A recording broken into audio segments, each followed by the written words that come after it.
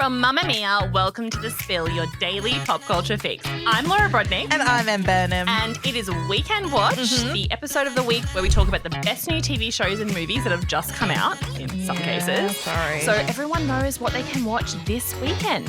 Well, look, my show is just a show I'm really enjoying right now. And that is allowed because we do have a special guest coming on later in the episode to give us an update on a brand new release. And I have a new release too. Can I go first? Okay. Because I just feel like at the moment, everyone is looking for a bit of sexy escapism, right? It's the end of the year. People are stressed. People are tired. People are about to spend a lot of time with their families. People are horny. Well, that too.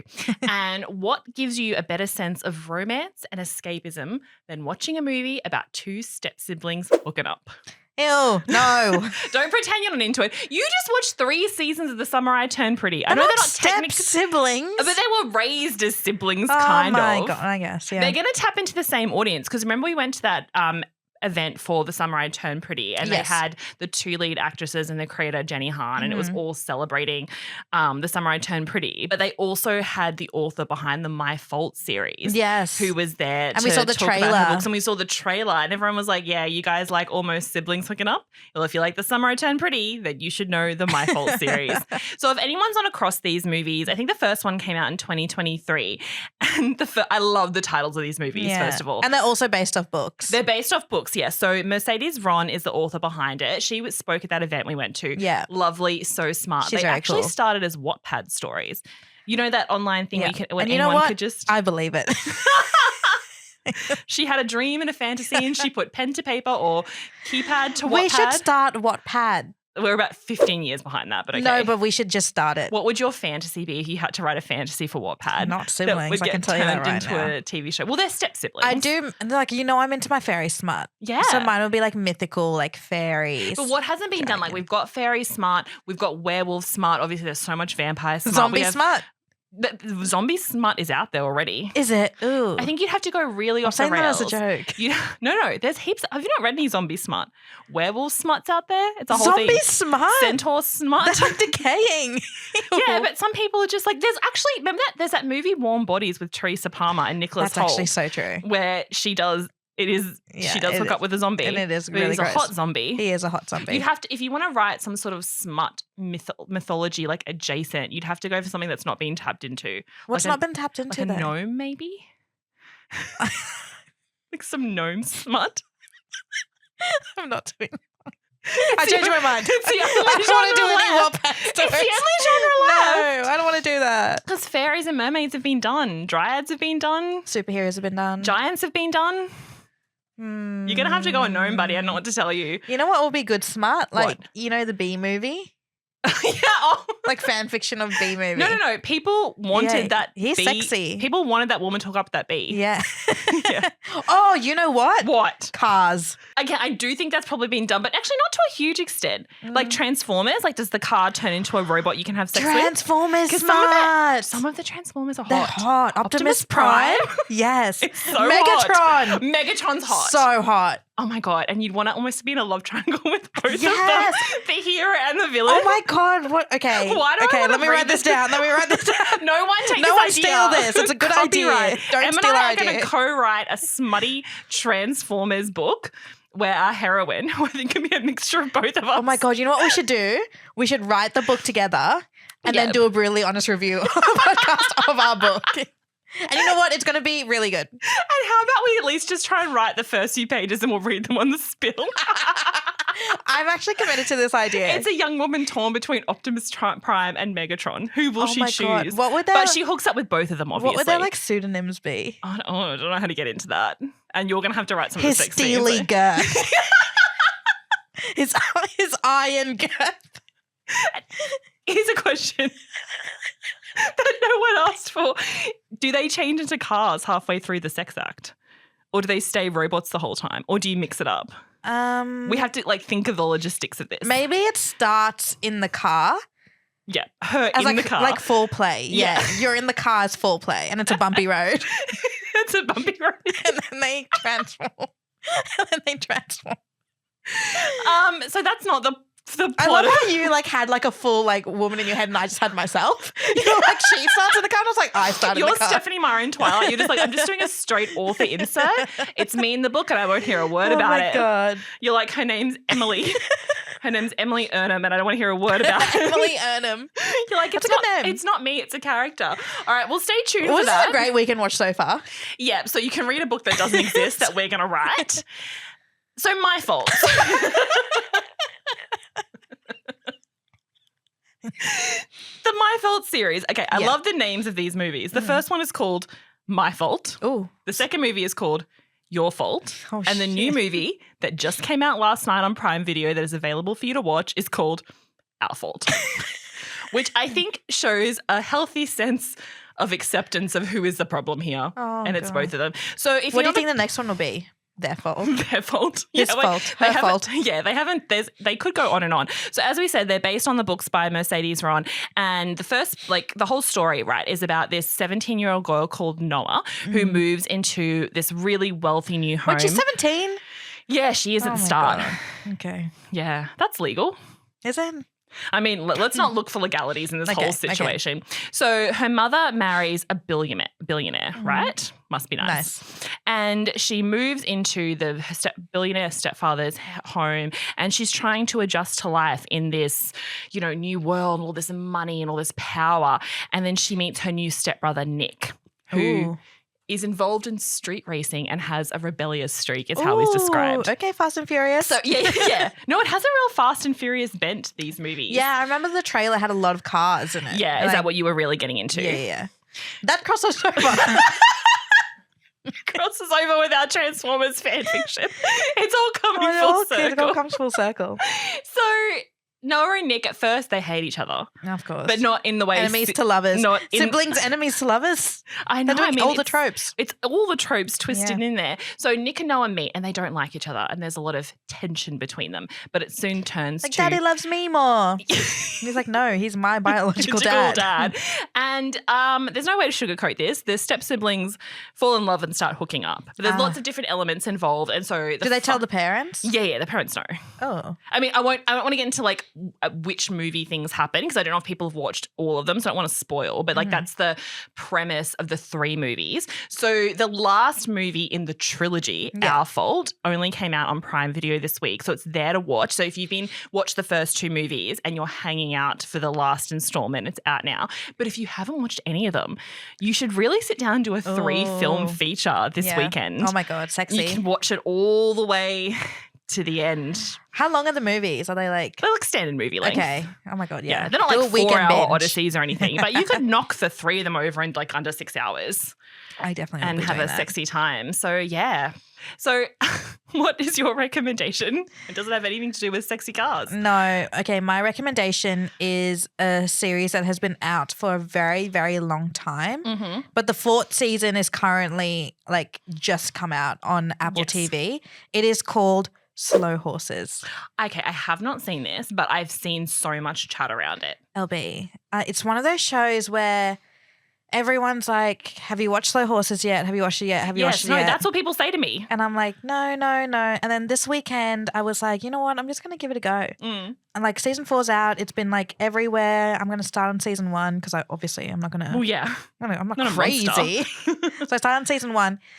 I watched the whole of season 1 in one day. Really? 12 p.m. to I think around 7 p.m. Okay, well that's a real commitment. So you must have been very invested. It is so good. So it stars Gary Oldman. He plays this character called Jackson Lamb, and he's head of a certain division in MI5. And it's the type of division where like kind of disgraced MI5 agents work at. It's the like division that you don't want to end up in. It's kind of a joke division. It's called, like the name they call it is Slough House because it's so far out of London they may as well be in Slough. And it's basically him, and the other main character is this guy named River Cartwright. He's played by Jack Lowden, and all of these agents, like they do something like really, really bad in MI5. Like one of the agents like leaves a top secret file on the train. So he's immediately put into Slaughterhouse. Like, you can't mess up in MI5. They're like the top of the top. Yeah. So they're like, it's like these group of agents, like they're laughing stock amongst all of the MI5 people. They have like these really boring, mundane tasks to do, like kind of like tailgating people who aren't even that important, like looking through files, like looking through rubbish cans of like people they're investigating. And then they have to send all of their findings to the real MI5 division. They come across a really big kidnapping and they decided to take upon themselves to save this guy who's being kidnapped, and they uncover some certain secrets within the MI5 division. Interesting. It is done. So it's like typical British crime where it's just so good and juicy, but also has that element of realism. Like, it's no Expendables. You know what I mean? Okay. Again, that's only your favorite movie franchise, not most people's. I love That's not the Expendables bar so of what much. that's not the bar that we are measuring this to. No. It's not like it doesn't feel like over the top or over fake or over actiony. And how's Gary Oldman in it? Wait, why are you pausing? You No. know, he's one of my favorite actors. You know, Yes. he plays Dracula in Bram Stoker's Dracula, one of my favorite movies of all time. Okay, Don't say anything bad about Gary Oldman. I'm not saying anything. He's obviously an amazing actor. Yeah. He just looks different.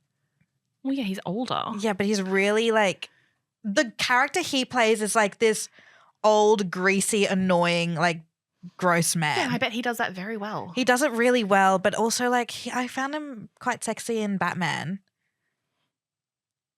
Dark Knight. He was in there. Oh, yeah. Wasn't he? I thought you meant he was Batman. No, he wasn't Batman. I found him sexy in Commissioner Gordon. as Commissioner Gordon Yeah. in Batman with his moustache. Yeah. Oh, yeah, hot. He's hot in everything. He's hot, just not in this. But he's okay. really good. He's Well, really he's obviously doing a good bit of in character it. acting. He's hot in real life. The main guy, Jack Lowden, super hot. Yeah. No, I believe you. I know. I've seen pictures of him. He is very, very sexy. But you don't like, I'm not watching it. Like, you know me.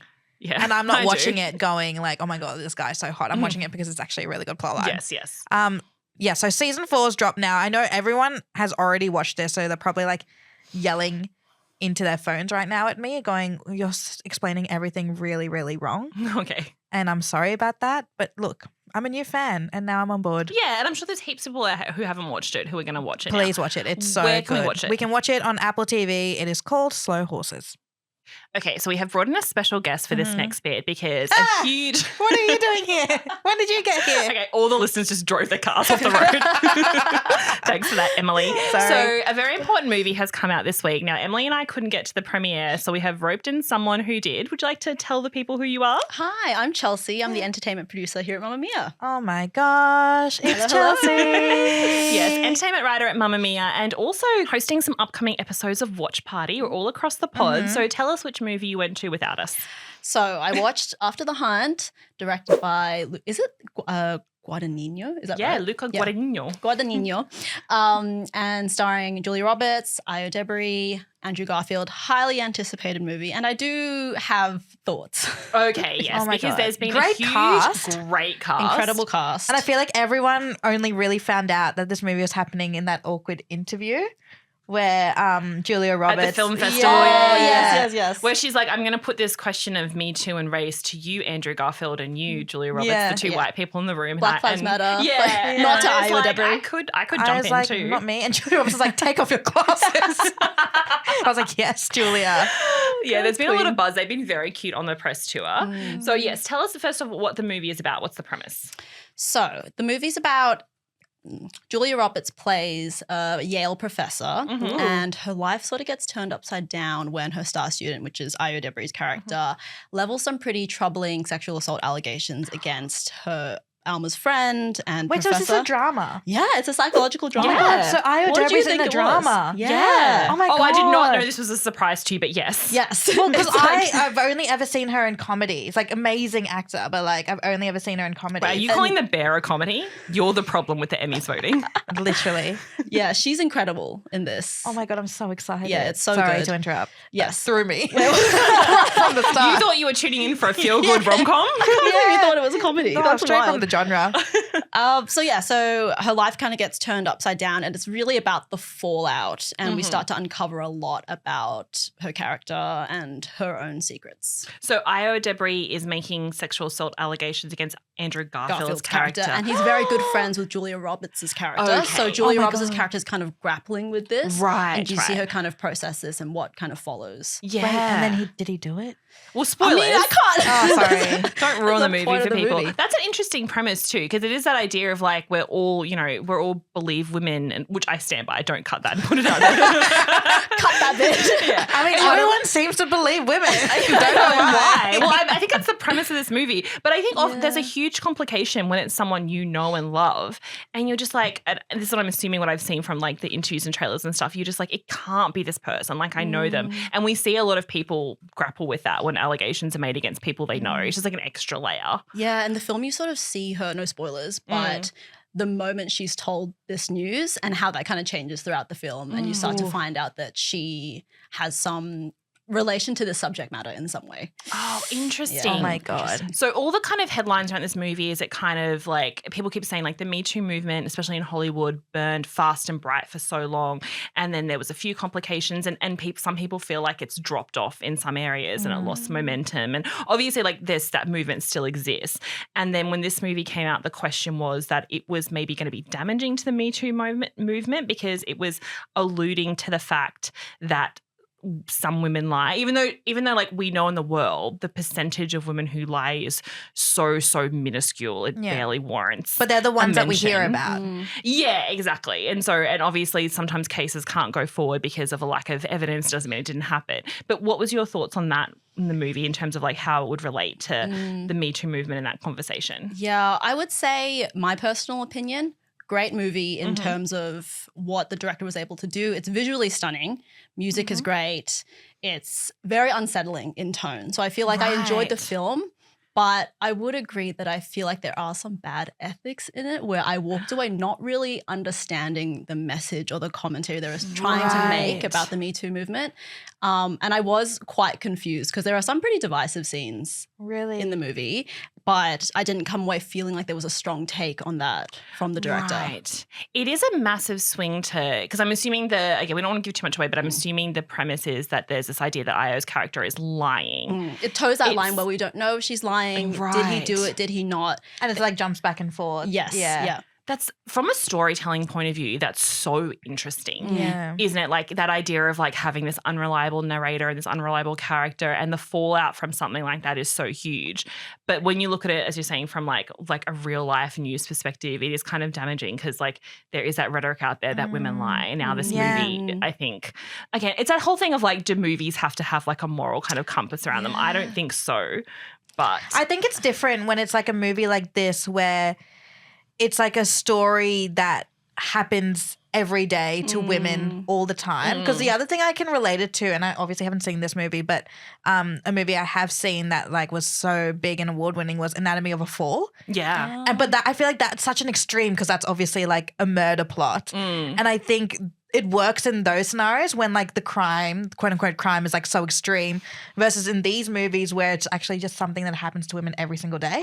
Yeah, it is kind of, I was conflicted because it's beautiful storytelling. Yeah. I really enjoyed it. In this, I wouldn't say enjoyed it. It's very anxiety provoking. I think they Right. do that on purpose. You're stressed for like the 2 hours. You're that meant to sort of feel like you're in the situation. Yes, and they do that very well.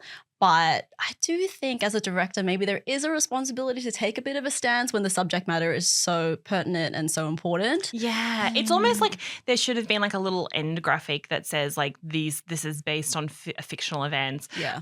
You know, something like 99% of women who come forward are telling the truth. Whatever that stat is, because there are real stats around that. It's almost like you needed that, but then also is that diluting the storytelling? Is that like taking away from art because it's not art's Because the last thing job? you want is people to take that away as truth, Yeah. which I feel like a lot of people do. You don't want what most people would be. They're like, well, 1% of women lie. Like that's 1%. they would take that away. How were the performances? Because Julia Roberts always talks about the fact that she has really stepped away from acting and she only picks very specific projects to work on.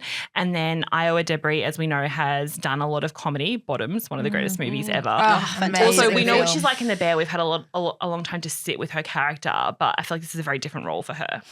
Incredible. The performances really carry the entire movie. And that's why I struggle to say, I have seen some of the reviews online, and I feel like I struggle to say that I didn't enjoy it or that it's not a good movie because the performances are so fantastic and the chemistry between the three of them is incredible. Andrew Garfield as well is Andrew amazing. Garfield. I mean, Not I that love boy. him, but in this movie, I'm like, God, I hate you. Okay. That's interesting. Yeah. So Does he play a professor? Yes, he with his plays. like cunty glasses. Yes. Oh, but not in like a fun, cunty way. Oh, damn and like it. I want to punch you in the face. Oh, okay. Which is Interesting. good. He's like that classic philosophy professor that's like very flirty with his students and really toes the line of being unethical and Oh my unprofessional. god, I know a few of those. Em's like, this is my lived experience. Are you okay, Em? Oh my gosh. I'm fine, guys. I'm fine. Oh my gosh. So After the Hunt, so it's in cinemas now, and you're saying you do recommend people see it, but just be aware it's a bit of an experience. It's no comedy. No, it's not comedy. You heard it here first. And if you have anxiety, I do. This is your warning. That it is like a Okay. stressful movie. Okay, take some chocolate in. Yeah, take some chocolate. Yeah, take a breather. Yeah. Okay, amazing. Thank you for that review. We appreciate it.